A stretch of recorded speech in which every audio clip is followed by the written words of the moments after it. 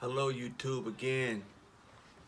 This is the day after my birthday, and I woke up feeling good.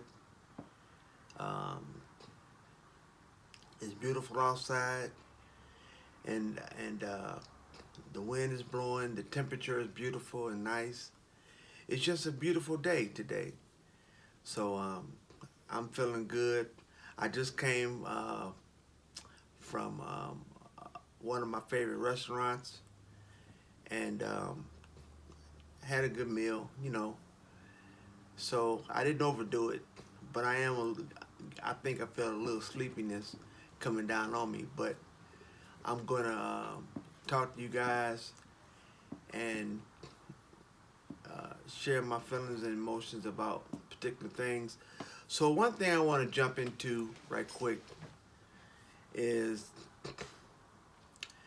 remember when I was speaking about that it's a good idea to talk to your older family members. I want to jump in on that direction of my commentary today. So I want to suggest that it's a really good idea to not only talk to your older aunts and uncles and cousins, because it's very important to find out about where you come from,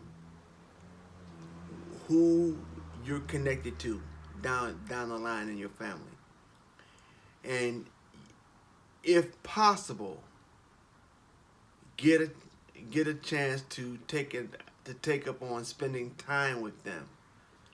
You know,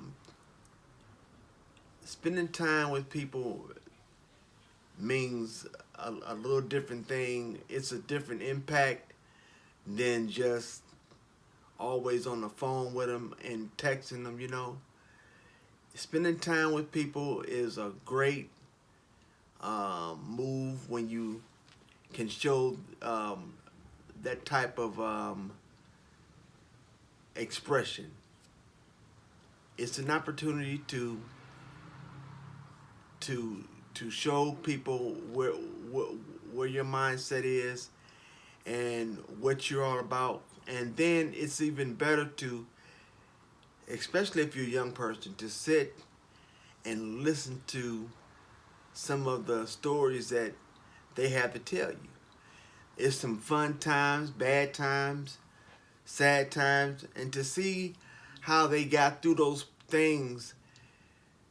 That's a lesson for you in itself, to be able to sit up under that type of experience and learn from them. That's a great opportunity for you to evolve more into a well-rounded individual. You understand? So take up on that opportunity to spend time with some great aunts, some great uncles, your mom, your dad, even your brothers, an older brother. I had an opportunity not too long ago to just kind of kick it with my brother.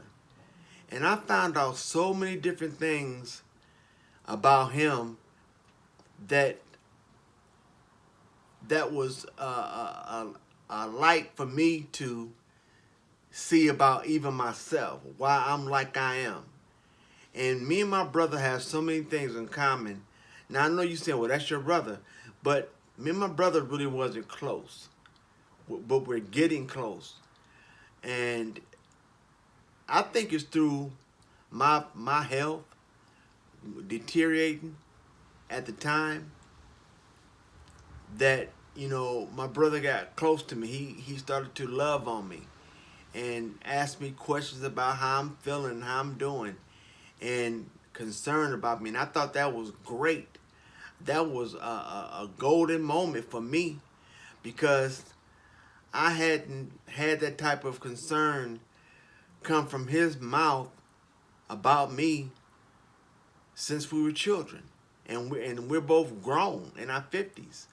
So now I'm looking at it like maybe, this is a move of God that I got sick the way I did so that it will draw um, things together. Sometimes I believe God does that. He'll take a situation that looks dead or like death is about to fall on a person just to bring some things into a better place. You know, God works in mysterious ways. And his ways is not our ways. I mean, I understand that fully now, you know, because through my sickness, I saw people come to see me and run into each other and talked and had conversations about, you know, general things, you know, such as how are you doing? And that's a great question to ask because it's a door into each other's lives. You know, when you simply ask how you doing, and if somebody's honest and tell you the truth, then they're letting you see they're being I can't think of the word right now, but they're opening up to you, and that's a beautiful thing when people do that, you know. And so spending time with people is just like that, you know. You get that opportunity to see the inside of them, like who they are really as a person. And so now I'm starting to see that even in my 50s, me and my brother, me and my sister, we have a lot of things in common. And I'm really grateful for the things that I'm seeing, you know? And so I'm just looking at relationships as a tool. And I take them like events, you know, excited about when I spend time with people and get a chance to form relationships, to mend relationships, you know. That's a thing that I'm really, really big on. People. I love people. And anybody knows me know that I'm just a people person. And I don't really have a lot of fear, you know, as it relates to walking up to people, getting to know them. Because I believe in stuff like that. When you get a chance to walk in your strength because you're comfortable with yourself, I believe you then can conquer doors and knock down walls that look like they can't be touched. Like, you know, some, and those walls are simply the looks on people's face that throw off vibes, bad attitudes like, don't approach me, don't come near me. Well, those kind of people are lacking something. And just to sum it up, I'm going to say love. They're lacking in love. And I'm not walking up to people giving them a hug, but a simple, what's up, man? Or how you doing, sis? You know, just that alone helps chip on that hard exterior, that vibe they're throwing off. You know, so when people do that, throw that vibe off, I throw my love vibe on them. And that's my move right there. That's just what I do. Because I don't walk in fear. I got a short time on this earth. And so in my time on this earth, I want to spend time loving and showing folks the power of love. You know, that's what this world truly is missing. I believe this pandemic we in is has something to do with our poor relationships. I mean, around the whole entire globe. We are terrible towards each other. We look at people in need, in trouble, and drive and walk right by them. And even some people in need have a nerve to pick and choose who they want help from. That's sick. That's sickness right there on both ends. You know, but the love can conquer and show people, hey, this is who I am, and this is what I'm all about. And if we in love learn how to accept what people are about, everybody don't have to agree on everything.